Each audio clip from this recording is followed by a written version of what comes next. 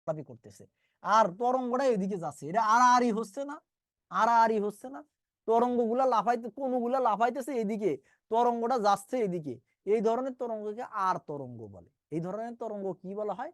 আর তরঙ্গ বলে। আর 1 সেকেন্ডে এটা যতবার কাঁপে, যতবার লাফায়, যতবার চেঞ্জ হয়, সেটাকে বলে কম্পাঙ্ক। এটা মনে রাখলেই হবে, আর কিছু না রাখলেও, মনে রাখলেও হবে। এই যে কম্পাঙ্কর সংজ্ঞা অলরেডি বলে দিছে, এর একক হচ্ছে হার্টজ।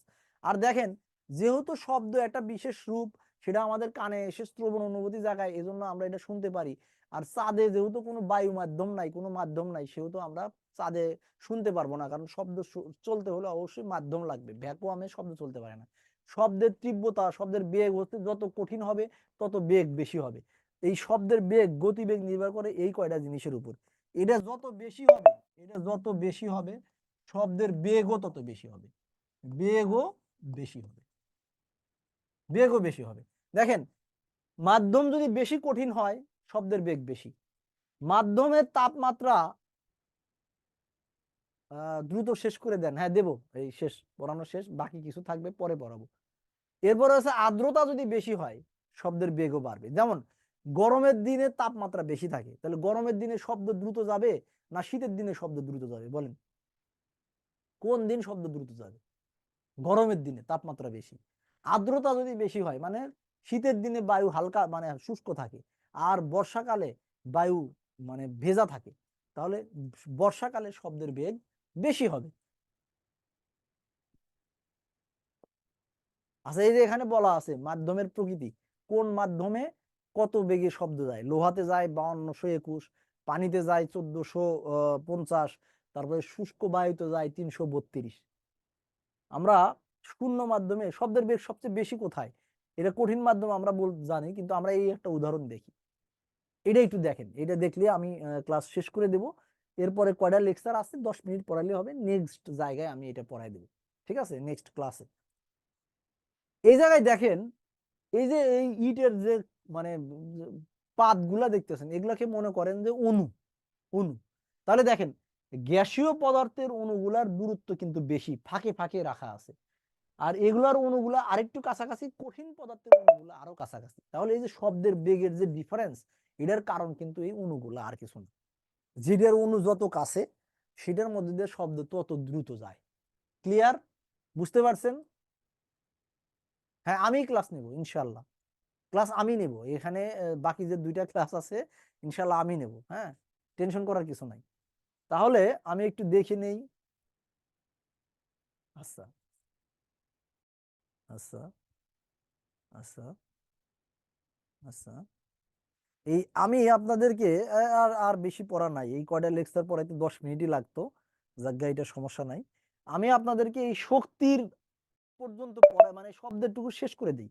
এই শক্তি, শক্তি থেকে আপনাদের নেক্সট ক্লাসে পড়াবো, হ্যাঁ। শব্দটুকু শেষ করে দিই, 2 মিনিট লাগবে আর, হ্যাঁ, 2 মিনিট প্লিজ। এখন দেখেন, শব্দর উৎস থেকে যদি দূরের কোনো জায়গা থেকে বাধাপ্রাপ্ত হয়ে ফিরে আসে, যেমন এই যে আলো, যদি আলো যদি এরকম আপনি কাছের উপর ফালান, তাহলে আলো আবার এদিকে বাধা পেয়ে ফিরে যায় না, এটাকে বলা হয় আলোর প্রতিফলন। এটাকে কি বলা হয় বলেন তো? আলোর প্রতিফলন। তো শব্দ যদি আপনি ধরেন, বড় একটা বিল্ডিং বা বন জঙ্গল বা পাহাড়ের সামনে গিয়ে যদি জোরে একটা চিৎকার মারেন, করে চিৎকার মারবেন, দেখবেন কিছুক্ষণ পরে আবার ওই শব্দ আপনার কাছে ব্যাক আসতেছে। মানে এই যে বাধা পেয়ে আবার ফিরে আসা, একে প্রতিফলন বলে। তো শব্দের প্রতিফলনকে বলা হয় প্রতিধ্বনি।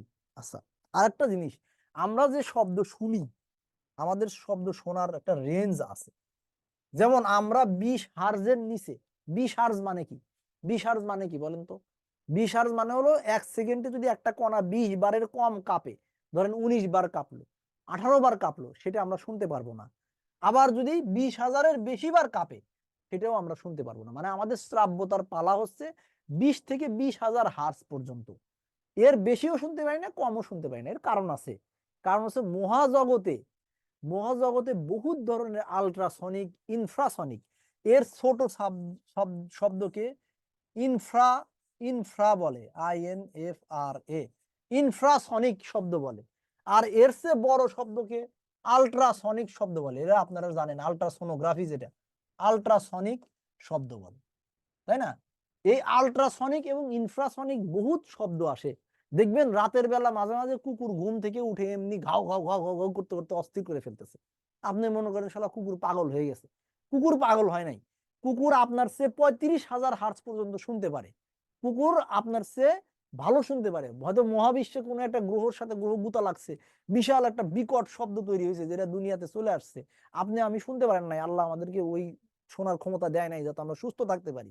কুকুর ঘুম থেকে উঠে পাগল হয়ে গেছে। এরকম ঘটনা যদি আপনার আমার সাথে ঘটতো কি অবস্থা হইতো? তো এটা হলো আমাদের শ্রাব্যতার পালা। এবং আমরা যে কোনো শব্দ শুনি বা দেখি, এটা আমাদের মস্তিষ্কের মধ্যে 0.1 সেকেন্ড বা 1/10 সেকেন্ড এটা থাকে।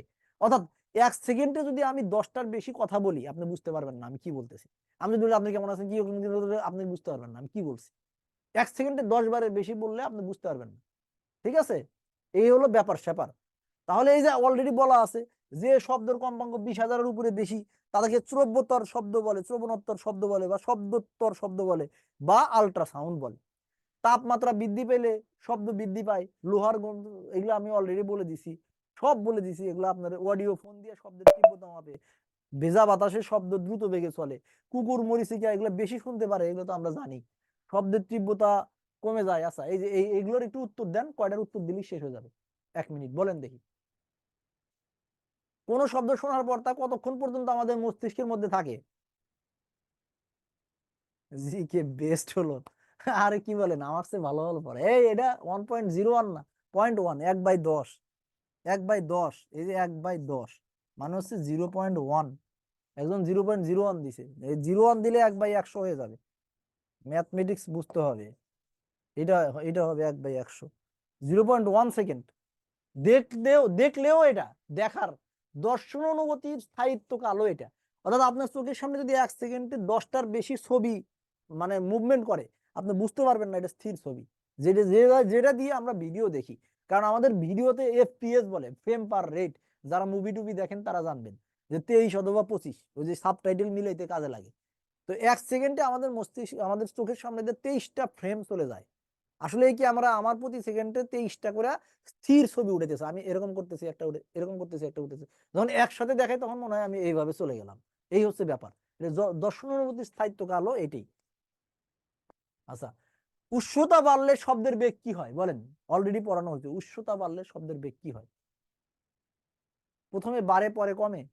না, শব্দের বেগ বাড়ে, বাড়া কমা না, বেশি হয়। যত তাপমাত্রা বেশি হবে শব্দের বেগ তত বেশি হবে। এই দেখেন চলে আসছে। আচ্ছা, পড়ানো শেষ।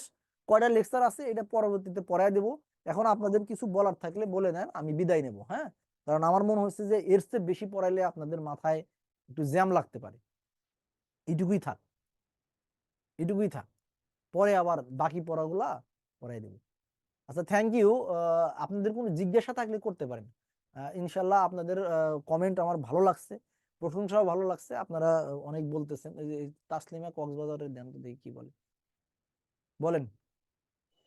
আসসালামু আলাইকুম স্যার। আচ্ছা, যাদের চলে যেতে ইচ্ছা হয় তারা চলে যান, আর আর পড়ানোর কিছু নাই, বলেন। স্যার বলতেছি আমাদের তো ইংলিশ, দুইটা ইংলিশ ক্লাস মনে হয় মিস করছি। তারপরে হচ্ছে আপনার একটা মনে হয় মিস করছি, গণিত। তো এগুলো কি আমাদের আবার করাবে নাকি একেবারে রেকর্ড ক্লাস দিয়ে যদি যাবে? হয়ে থাকে আর আপনি যদি মিস করে থাকেন, এই ক্লাস আবার করাবে না, এটার ভিডিও পাবেন। ঠিক আছে? আর যদি ক্লাস না হয়ে থাকে তাহলে আপনি এই ক্লাস করাবে, সমস্যা নাই। মিস মানে এখন ধরেন যে স্যার আমি কোনো কারণে যদি বিদ্যাবাড়ি ক্লাস পোস্টপোন করে থাকে, মানে হচ্ছে পোস্টপোন বা সাসপেন্ড করে থাকে, সেটা বিদ্যাবাড়ি দেবে। কিন্তু যদি ক্লাস হয়ে যায় আপনি অ্যাটেন্ড করেন নাই, সেটা বিদ্যাবাড়ি আর দেবে না, আপনাকে ভিডিও দিবে, ভিডিও দেখে নেবেন। আশা করি আপনার কোশ্চেনের উত্তর আপনি আরেকটা পাইছেন। ইসমাইল কি বলে দেখেন তো। আরেকটা কথা হচ্ছে স্যার, আমাদের তো দীর্ঘদিন বন্ধ ছিল এই যে অ্যাপসটা। তো দীর্ঘদিন আমাদের না, কথা ছিল দীর্ঘদিন হবে কেন, 15 দিন হয়েছে না। ওই ওই 15 তারিখ 15 দিন থেকে আসছে। দীর্ঘদিন না, 15 দিন অনেক, 2 সপ্তাহ অনেক কম সময়। আহ, তারপরে আমাদের কথা ছিল আপনার ক্লাস শেষ হওয়ার পর 1 মাস পর্যন্ত ভিডিও থাকবে। এখন কি হ্যাঁ, ভিডিওটা ক্লাস শেষ বাড়ানো হওয়ার পরে হবে? 1 মাস পর্যন্ত আপনাদের অ্যাক্সেস থাকবে সবগুলোতে। যেটা কথা ছিল সেটাই হবে। তো আমাদের তো কিছুদিন গেল না, তো এগুলোর জন্য কি বাড়ানো হবে? আমি এটা জানি না, এটা আপনারা সার্ভিসের সাথে কথা বলুন। আচ্ছা আচ্ছা ঠিক হবে, এই যে বলছিলাম এই মাসের মধ্যে ইনশাল্লাহ ঠিক হয়ে যাবে, আর 2 দিন আছে, 2 দিনের মধ্যে ইনশাল্লাহ ঠিক হয়ে যাবে। এই ইসমাইল, আপনি কিছু বলবেন? আসসালামু আলাইকুম। ওয়ালাইকুম আসসালাম। স্যার ভালো আছেন? আছি আলহামদুলিল্লাহ, বলেন। স্যার আমি একটা বিষয়ে একটু জানতে চাইতেছি বলেন। যে আমরা যে সাধারণ জ্ঞানের ক্লাসগুলো করতেছি বা আমি হ্যাঁ, দশম জন্য প্রস্তুতি নিতে চাইতেছি, যতটুকু পড়ানো হইতেছে এখানে এইটা কি আমার জন্য যথেষ্ট না এর থেকে আরো কিছু বেশি পড়তে হবে? এইটা কেউ বলতে পারবে না ভাই, যত গুড় তত মিঠা, মানে শরবতে যত গুড় দিবেন তত মিঠা লাগবে। ঠিক আছে, আপনার কারো সামর্থ্য যতটুকু আছে সর্বোচ্চ দিয়ে আপনি পড়াশোনা করবেন। আমি অলরেডি বলে দিছি, আমি যতটুকু পড়াই দিছি এইটুকুর মধ্যে ধরেন 4টা কোশ্চেন যদি আসে, 4টার মধ্যে ধরেন 3টা এমনি কমন পেয়ে যাবেন। এখন আপনার যদি আরো সময় থাকে, আপনার যদি অ্যাবিলিটি থাকে, আপনি আরো পড়াশোনা করেন, আরো বই আছে সেগুলো পড়েন, যত মানে সায়েন্সের পড়াশোনা আছে সেগুলো কমন করে ফেলেন। অথবা ধরেন 3টা কমন পড়লো না, 2টা কমন বা 1টা কমন পড়লো, কিছু তো করার নাই, কারণ আপনার তো এর চেয়ে বেশি পড়ার সামর্থ্য নাই। যদি আপনার সামর্থ্য থাকে আমি বলবো আপনি দুনিয়ার সব বিজ্ঞান বই পড়ে ফেলেন, কিন্তু এটা কেউ গ্যারান্টি দিতে পারবে না যে আমার এইটুকু পড়লেই যথেষ্ট, এখান থেকেই কমন পড়বে। এটা যদি কেউ বলে থাকে বা বলে, সেটা মিথ্যা কথা বলা হবে, মিথ্যা আশ্বাস হবে, কারণ কোশ্চেন কোথা থেকে আসবে আমি তো জানি না। তবে হ্যাঁ, আমি যেটা বললাম যে আপনি যদি জব সলিউশন সলভ করেন, সব কোশ্চেন যদি করেন, আপনি দেখবেন 90% আপনার কমন পড়ছে। হইতে পারে বিজ্ঞানের 3টা কমন পড়ে নাই, বাকিগুলো কমন পড়ে, আবার হইতে পারে বিজ্ঞানের সবগুলো কমন পড়ছে, ম্যাথের কমন পড়ে নাই। এইটুকু আপনাদের বুঝতে হবে। হ্যাঁ, এটা আপনারা এগুলো আপনাদের চিন্তা করতে হবে, এগুলোর উত্তর কেউ দিতে পারবে না। কেউ যদি আপনাদেরকে বলে যে আমার ক্লাস করলেই সব শেষ হয়ে যাবে, এটা চাপাবাজি করা হয়েছে। পড়ার কোনো শেষ নাই, চাকরির পড়ার তো আরো শেষ নেই, কারণ এখানে কোনো ধরা বাঁধা সিলেবাস নাই যে এই বইয়ের মধ্যে থেকে এই কোশ্চেন আসবে, এই এই এই টপিক থেকেই দিবে, আমি যদি এই টপিক ভালো করে পড়ি 100% আমি এখান থেকে উত্তর দিতে পারবো। ওনার এটা বন্ধ করেন। মাজিদুল তালুকদার, বলেন। স্যার আসসালামু আলাইকুম। ওয়ালাইকুম আসসালাম, বলেন। স্যার আমার প্রশ্ন হলো যে আমাদের ক্লাসগুলোতে কিন্তু অনেকগুলো টপিক থাকে, প্রথমে টপিকগুলো আমরা আসলে ভালোভাবে বুঝতে পারি, কিন্তু লাস্টের দিকে এসে একটু প্রবলেম হয়ে যায়। না, লাস্টের দিকে তো বোঝার কিছু নাই, এই যে সূর্যের উৎস, সকল সকল শক্তির উৎস এটা সূর্য। এই ক্লাসে না, যেমন ইংলিশটাতে এরকম হয়, ম্যাথও কিছু এরকম হয়। তো এখন আমার ক্লাসে আমারটার কথা বলেন, অন্য ক্লাসের কথা তো ভাই আমি বলতে পারবো না, আসলে তারা কি পড়ায়, তাদের ক্লাস আমি কখনো ক্লাস যদি দেখিও নাই। আমরা পরবর্তীতে আবার চাই, আপনি এগুলা একটু কি দিলে সার্ভিসে আমাদের? আলাপ করবেন এই সকল প্রবলেম নিয়ে, স্পেসিফিকলি টিচারের নাম ধরে সার্ভিসে আলাপ করবেন। কারণ আপনি যদি ভাষা ভাষা কথা বলেন তাহলে ওরা বুঝতে পারবে না যে আসলে আপনি ইংরেজির কোন টিচারের কথা বলতেছেন। তা ওরা এটা বললে হবে কি, ওরা কি তাকে ফায়ার করবে তা না, ওরা তার সাথে পরামর্শ করবে যে স্যার এই প্রবলেম হইতেছে, এটা কিভাবে সলভ করা যায়। ঠিক আছে, তো আমার ক্লাসে যদি কোনো প্রবলেম হয়, এই যে আমি যখন এরকম সুযোগ দিব, সাথে সাথে বলবেন যে স্যার আপনার এইটা আমি এইটা এরকম হইতেছে, আপনি একটু যদি পারেন ঠিক করেন।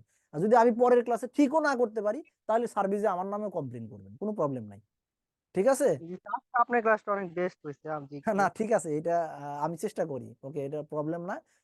আপনার আমার ক্লাসও প্রবলেম হইতে পারে, আপনারা বলবেন, তার সরাসরি বলবেন, একটু আমি সার্ভিসে আমি না অ্যাপ্রিশিয়েট। রেসপন্স একটু মানে খুব দেরিতে করে। না, অনেক সময় দেরি হলে সেটা এই যে গ্যাপ আমি যেভাবে পূরণ করছি এভাবে পূরণ করতে হবে। যদি পরবর্তীতে ক্লাস থাকে, গ্যাপ পূরণ করা না যায়, তাহলে পরবর্তীতে কোনো একটা ক্লাস নিতে হবে, সলভ ক্লাস নিতে হবে, যে আমি যেমন বলে দিই যে আমি এখন টপিক শেষ করতে পারি না, এটা নেক্সট টপিকসে বলে দিও। এটা নিয়ে একটু সার্ভিসে কথা বলেন। হ্যাঁ, রজনী কি জি বলে দেখেন তো। ওকে একটা স্যার। উত্তর মনে হয় আপনি পাইছেন, তালুকদার সাহেব। আসসালামু আলাইকুম স্যার। ওয়ালাইকুম আসসালাম, রজনী বলেন। স্যার আমার প্রশ্নটা ছিল যে আমরা যদি একটা টপিকস থেকে কমন পেতে চাই, তাহলে আমাদের মানে ফার্স্ট প্রায়োরিটি তো বলে যে তোমরা মূল যে টপিকস এটা ভালো মতন পড়ো হুম, এবং পরবর্তী সলিউশনটা দেখতে। এটা একটু এটা কোশ্চেন সলভ করতে হবে, প্রচুর কোশ্চেন সলভ করতে হবে, পরীক্ষা দিতে হবে, বাসায় আমার বাসায় যে মূল বসে বসে মডেল টেস্ট দিতে হবে। বলেন। স্যার আমার যে মূল টপিক যেটা আছে, যেমন আজকে আপনি আমাদের পড়ালেন ধাতু এবং অধাতু, এই টপিকটা যদি মূলত আমি সম্পূর্ণ বুঝে বুঝে পড়ি, তাহলে এইখান থেকে যে প্রশ্ন আসে আমি তো সেটার সবই উত্তর পারবো। আপনি দিতে পারবেন, হ্যাঁ সেটা অবশ্যই উত্তর দিতে পারবেন। আমার তবে যে কোনো আপনি বুঝে পড়লে হবে না, আপনার কোশ্চেনের প্যাটার্ন বুঝতে হবে, এই জন্য কোশ্চেন প্র্যাকটিস করতে হবে। পড়ার পরে কোশ্চেন, আমি যেরকম একটা করে টপিকস পড়ালাম, পড়ানোর পরে কয়েকটা কোশ্চেন দিছি না, 2টা 3টা কোশ্চেন দিছি না, জি স্যার, তার মানে আমাকে এই টপিকস থেকে তো এই 2টা 3টা কোশ্চেনই না, আরো তো 100টা আছে। 100টা তো আমি স্লাইডে দিতে পারবো না, তাহলে তো আমি পড়ানো শেষ করতে পারবো না। এটা আপনার বাসায় পড়তে হবে, এই আর কিছু। বলেন, আর কিছু বলবেন? ঠিক আছে স্যার, না এটাই জানার দরকার ছিল। না, আমি কি আপনার কোশ্চেনের উত্তর সঠিক দিতে পারছি? আপনার কথাটা ভালো শোনা যাচ্ছিল না, তো এই জন্য আমি আপনার কথা ধারণা করে উত্তর দিছি। জি স্যার, আমি যে প্রশ্নটা করেছি সেটার অ্যাকুরেট অ্যান্সার পেয়েছি। ওকে, আল্লাহ হাফেজ তাহলে। Good good good evening, good দুপুর হয়েছে, হ্যাঁ, গুড নুন। সবাই ভালো থাকবেন। আমি ক্লাসটা কেটে দিলাম, হ্যাঁ, আল্লাহ হাফেজ।